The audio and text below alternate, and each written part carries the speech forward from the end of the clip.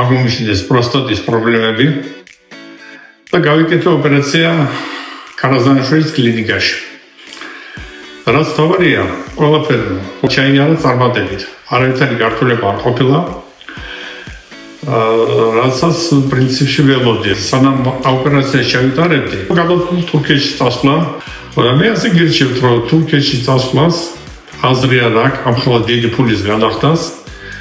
როცა შეიძლება საქართველოში ბატონ გურამისთან გავიკეთოთ იგივე ოპერაცია, ხუჯერ უფრო ნაკლებ თანხაში. აქ ფასის ნორმალურია და შედეგიც ძალიან კარგია. დავწუნდა რომ აქ ძალიან კარგად აკეთებენ აქ ოპერაციას. ოპერაცია გავიკეთე 28 მაისს და დღეს 2 ივნისია და გამწერეს გრძნობ თავს ძალიან კარგად.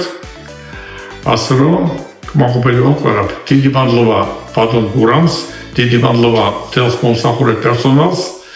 როცა კარგად შეიარა ოპერაცია.